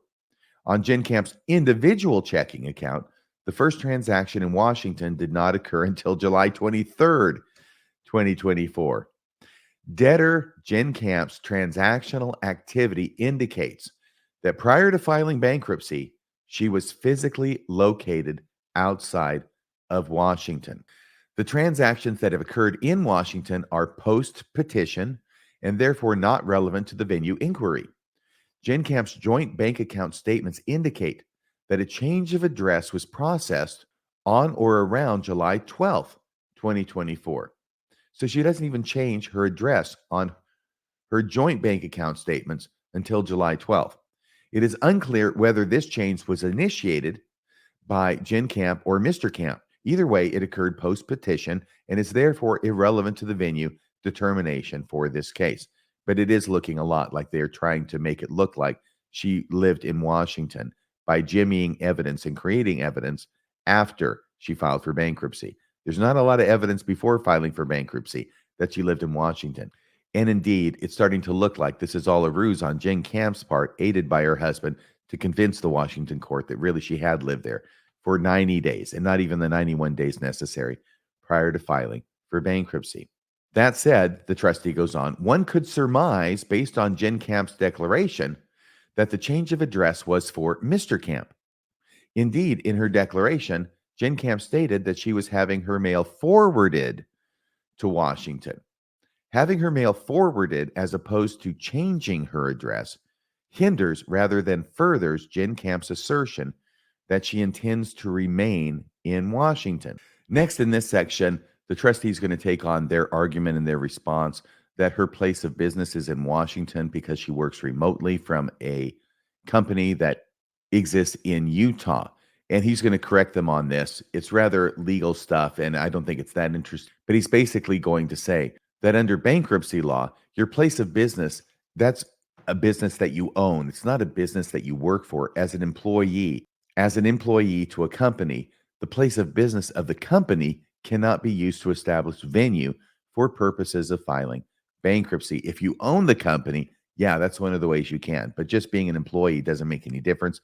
Therefore, it doesn't make any difference that she was working remotely in Washington. Washington does not thereby become her place of business. The business still remains in Utah. So the trustee has to correct that argument that was made by Jenn Kamp in her response. Finally, conclusion. In conclusion, during the relevant 180-day look-back period, Utah was Jenn Kamp's residence and domicile, as well as where her business and assets were located. Jenn Kamp's response fails to demonstrate otherwise. Instead, she relies almost entirely on her own declaration, her say-so. She says it, so believe me. As noted above, the declaration presents a distorted and self-serving recitation of facts. As noted, I'm going to read that again. As noted above, the declaration presents a distorted and self-serving recitation of facts, much of which is refuted by documents obtained by trustee, declarations of interested parties, and Jenn Kamp's own inconsistent and contradictory statements. As such, its weight, if any, should be discounted. Moreover, the documentation provided by Jenn Kamp is inconclusive, generally irrelevant to the inquiry, and indicative that Jenn Kamp was trying to avail herself of two jurisdictions at the same time. At the end of the day, one must ask why, if Jenn Kamp had conclusively established venue, as she said in her response, if she had conclusively established venue, why is it she felt the need to engage in a flurry of post-filing actions aimed at making it appear she is a Washington resident? A trenchant question. Trustee respectfully urges this court to look past these distractions and transfer the case to Utah, where it belongs. Wherefore, trustee requests that this court transfer the bankruptcy case to the proper venue, the District of Utah, or alternatively, dismiss the case. And that was filed and dated 26th day of August, 2024. So once again, this was the last filing in the case. All the filings were done. The matter was scheduled for hearing on the trustee's motion yesterday, as I'm recording this on Friday, but it was scheduled on August 29th, which was a Thursday at 1 o'clock p.m. That hearing was held. I was not present. I was not able to attend. It's quite a drive from here to Tacoma, and it was not available to be video viewed from my office. But I can give you the upshot and the final resolution of what happened. The judge in the bankruptcy court denied the trustee's motion to dismiss Jenn Kamp's bankruptcy case or transfer it to Utah. The judge basically said, well, yeah, Jenn Kamp may not have technically satisfied the 91-day requirements that she be here in Washington and reside here in order to have venue. But look, she was up here, she was down there, she was up here, she was down there. She filed up here. She's certainly planning on staying up here. And I think that the argument that actually won for Jenn Kamp was simply this. If you dismiss her case right now, all she's going to be doing is coming back in another 90 days, another 60 days, however long it has to be for her to have 91 days legitimately in Washington. She's going to be filing again. We're going to have to go through this whole process. We've already had the meeting of the creditors. Jenn Kamp has already proposed a repayment plan. We've already come this far in the case. We can see the finish line from here.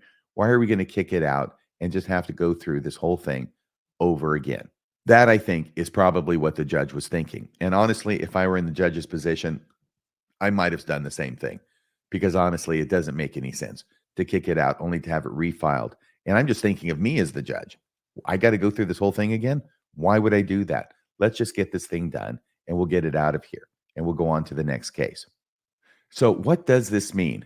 Well, ultimately, it obviously means that the bankruptcy case remains in the Western District of Washington in Tacoma, and it will go forward from there. There's already been a repayment plan submitted. There are certain creditors on this house that have secured interest. We've talked about what that means before. They have a secured interest. In other words, it's filed against the house. It is secured by the house. Their debts that are owed to them by Jenn Kamp are secured by the one asset that they really have, which is the family home. And so those people with secured debts are going to get paid back something of what is owed to them out of the proceeds of the sale of the house, which will occur with the trustee to make sure that the proceeds are put in trust. The trustee has control over them for disbursement to the secured creditors. But there is not enough equity in this house to pay back the secured creditors in full, much less the unsecured creditors. Unsecured creditors are people who, like John DeLynn and OSF, actually have a judgment against Jenn Kamp. And it was around $70,000 or $80,000 total, which had already been entered for attorney's fees that she owed them for making them do work, making John DeLynn and OSF's attorneys do work that they would not otherwise have had to do if Jenn Kamp were playing straight and not trying to hide all this stuff, making OSF's attorneys have to keep coming back to court and coming back to court and coming back to court and doing all this other extra work they wouldn't have had to do and billing hourly rates to John DeLynn and OSF for it. No, she was required by Judge Faust to pay them in the neighborhood of $70,000 to $80,000. That is an unsecured debt that was never secured by the house or any other property, which ultimately basically means they're not going to get a dime for that order. That's just going to be a wash. That order is going to be worth the paper it's written on. And as far as the defamation suit in Utah, even though Jenn Kamp has already been found to have committed defamation against John DeLynn, and even though that hearing had been scheduled on which damages would be assessed, that's gone as well. There's never going to be a hearing, I believe. There's never going to be a hearing to assess damages that Jenn Kamp owes to OSF, because that claim, even though it had not been reduced to damages yet, is also discharged by her bankruptcy, which will be completed in Washington. So unless something unusual happens, and it's always a possibility when we're dealing with this cast of characters, unless something unusual happens, what's going to happen is that the defamation case is done. OSF and John DeLynn will not see one thin dime out of all of those attorney's fees that Jenn Kamp caused them to work at because she was hiding stuff. She's not going to have to pay them anything for that. And for any defamation that the judge already ruled that she had committed, she's going to get off scot-free on that as well. So this is what bankruptcy does. And this is what bankruptcy is actually designed to do under the law, which raises the old argument of, are you in favor of bankruptcy the way it is, or are you not in favor of bankruptcy the way it is, because this is the way bankruptcy is. And this is why, at the very outset of the filing of that case by OSF and John Dehlin against Jenn Kamp, it was already understood and discussed that this would be where it would end up. Even if they got a judgment against Jenn Kamp, all she had to do was file for bankruptcy to get out of it. And yet I believe it was significantly important enough to OSF and to John Dehlin to pursue this line of action to prove that Jenn Kamp did engage in defamation against John Dehlin, so that it would be clear, it would be incontrovertible, and nobody could think, well, maybe she's telling the truth about him when she's making all of these defamatory allegations against him. So John Dehlin and OSF were able to complete that mission. They did accomplish that goal, which was the main goal. It was an expensive goal, but it was the main goal, and they got the order entered finding that Jenn Kamp had committed defamation against John Dehlin. So to the extent that that was the goal, that goal was accomplished. But I'm sure that OSF and John Dehlin and their attorneys would have been happy to get some money out of Jenn Kamp for all of her shenanigans and for all of her defamation. Unfortunately, that's not going to be in the cards because of bankruptcy. And as far as that goes, it really didn't make any difference whether the bankruptcy proceeded in Washington or whether it was transferred to Utah, because the result of the bankruptcy would have been the same. So once again, as I say, unless something really unusual happens, this seems to be the end of the road on this case. I'll report to you anything that might come up that might be of interest, but in all likelihood, this will be the last episode dealing with Jenn Kamp. Oh, that's right. The other thing that was positive that came out of this is that before she filed for bankruptcy, OSF and John Dehlin were able to get a restraining order placed upon Jenn Kamp, not involving the house, but involving her defaming John Dehlin. So we haven't seen a lot of her podcasting about John Dehlin. We haven't seen a lot of her podcasting at all about anything in the last year or so. So that is another positive thing that OSF and John Dehlin were able to obtain from this lawsuit: a restraining order on Jenn Kamp and a finding by the court that she had defamed John Dehlin. Well, as I said, that's about all on this particular story for now. Please hit like, please hit subscribe, please leave a comment below to let me know what you think about this case and about this resolution of this case.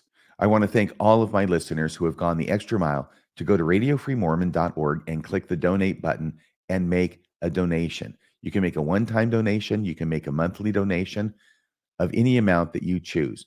Your donations do keep Radio Free Mormon broadcasting behind enemy lines. Well, that's about all for tonight, folks. Thanks for joining me. Until next time, this is Radio Free Mormon, signing off the air.